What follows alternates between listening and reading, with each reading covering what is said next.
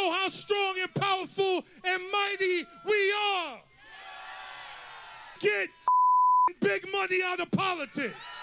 We are going to show AIPAC the power of the South Bronx. People ask me why I got a foul mouth. What am I supposed to do? You coming after me. I'm not supposed to fight back? We're going to show them who the we are. Well, that is a sitting United States congressman, and that is certainly not a sign of confidence coming from Jamaal Bowman, who is fighting for his political life. He's in serious danger of losing his primary after his criticism of Israel sparked an all-in effort to remove him from Congress. So he's pulling out all the stops. Socrates' philosophies and hypotheses can't define how I be dropping these mockeries. Lyrically perform armed robbery. Play with the lottery. Possibly they spotted me. Battle scarred shogun. Explosion when my pen hits. Tremendous. Ultraviolet shine blind forensics. Vivek Ramaswamy was way better, but keep trying, Jamaal Bowman. He's not only relying on his rapping abilities, he's brought in top squad member AOC to carry him across the finish line.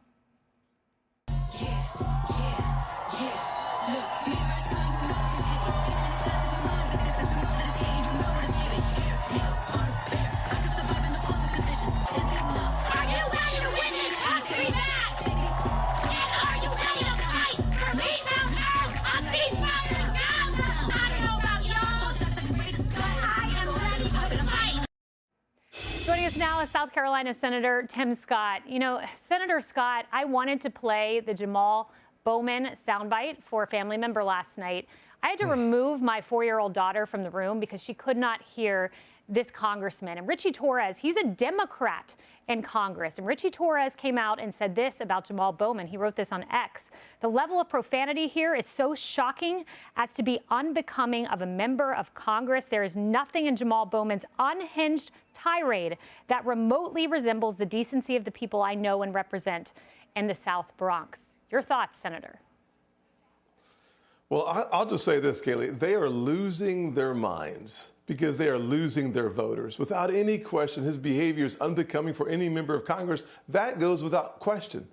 Here's the bigger point. This is Joe Biden's Democratic Party. What we're seeing operating here today is absolute insanity. It has a stench that comes from their anti-Semitic views. They are reinforcing every single day how much they want to hold on to power at the expense of people, how they would rather divide the American people because they believe, I honestly believe, Kaylee, they believe that a divided America allows them to gain more power, and with more power, their agenda becomes the American agenda. The good news is Joe Biden's Democrat Party is on the verge of failure.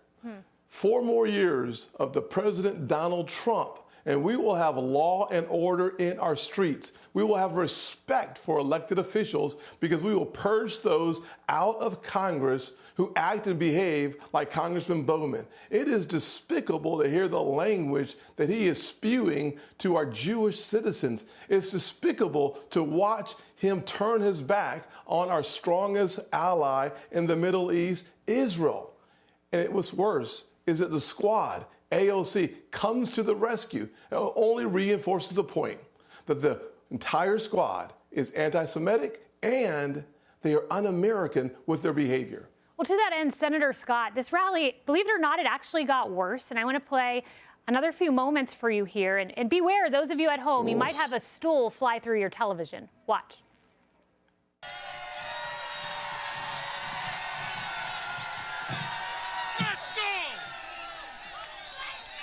We're going to show them who the we are. Cease fire now. Cease fire now.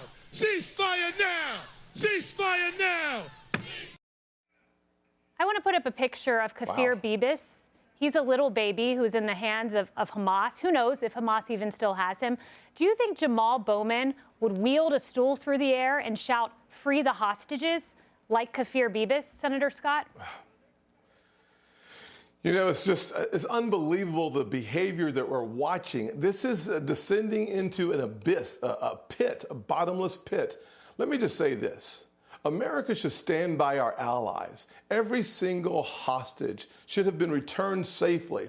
But with Joe Biden as president, withholding arms from Israel only prolongs the conflict. When you prolong the conflict, more civilians lose their lives. I'm sick and tired of being sick and tired about the behavior and the actions of the Democrat Party as it relates to our allies. But it's also quite disgusting to see the leader of the free world so weak that he can't stand up and call out the anti-Semites in his own party, call out the endless abyss of behavior that simply reinforces the point that they do not believe in a united America, and they don't believe in being loyal to our allies. We should be loyal to our allies and lethal to our adversaries. Congressman Bowman's comments, AOC's comments, Joe Biden's behavior on the global stage says we are too weak to stand strong with our allies, but we are strong enough to try to hold small parts of this country and actually lend a hand to the wrong side. That's exactly what you're seeing. Bowman is extending an olive branch to the wrong people. Senator, I only have a few moments here, but you know I've got to ask you, Trump's chosen his VP. They'll be at the debate. Will you be at the debate with President Trump?